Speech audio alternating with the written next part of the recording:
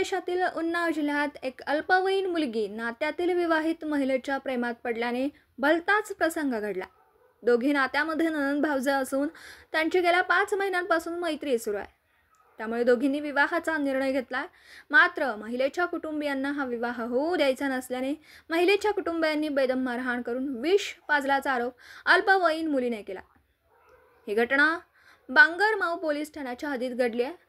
मिळालेल्या माहितीनुसार बेहता मुजावर पोलीस ठाण्याच्या हद्दीत राहणाऱ्या तरुणीची तिच्या गावात राहणाऱ्या एका विवाहित महिलेशी मैत्री आहे।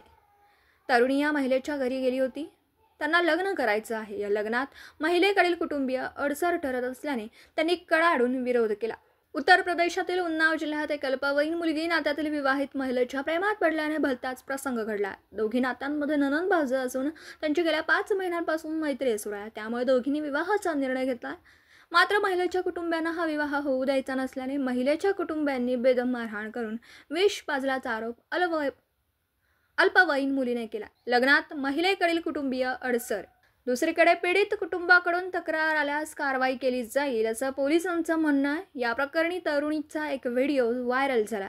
ही घटना बांगरमाऊ पोलीस ठाण्याच्या हद्दीत घडली आहे। मिळालेल्या माहितीनुसार बेहता मुजावर पोलीस ठाण्याच्या हद्दीत राहणाऱ्या तरुणीची तिच्या गावात राहणाऱ्या एका विवाहित महिलेशी मैत्री आहे। तरुणी या महिलेच्या घरी गेली होती। त्यांना लग्न करायचं आहे।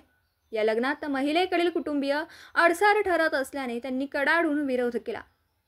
मुलीचे म्हणणे आहे की बांगरमाऊ येथे राहणाऱ्या एका महिलेचे तिच्या गावात सासर आहे।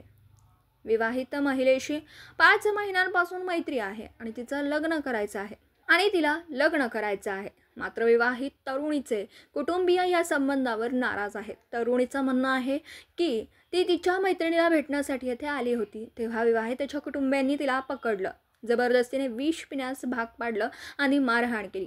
विवाहितेला तिच्या पालकांकडून मारहाण केली जात असल्याचं मुलीने म्हटलं। तिचा पती चांगला नसल्याने आम्ही दोघींनी लग्नाचा निर्णय घेतल्याचं मुलीने म्हटलं। मुलीच्या वडिलांनी तिला उपचारासाठी रुग्णालयात नेलं। वडिलांचं म्हणणं आहे की माहिती मिळताच आम्ही येथे आलो आणि मुलीला उपचारासाठी रुग्णालयात आणलं। उपचारानंतर मुलीचे कुटुंबीय तिला आपल्यासोबत घरी घेऊन गेले। या प्रकरणी सीओ बांगरमाऊ अरविंद चौरसिया यांनी सांगितलं की ही बाब त्यांच्या निदर्शनास आली आहे। मुलगी अल्पवयीन असून तिने विषप्राशन केल्याचा आरोप केला। अल्पवयीन मुलीच्या कुटुंबियांनी तक्रार दिल्यास नियमानुसार कारवाई केली जाईल। सध्या 2 मुलींमधील प्रेम प्रकरणाचं हे अनोखं प्रकरण लोकांमध्ये चर्चेचा विषय बनलं।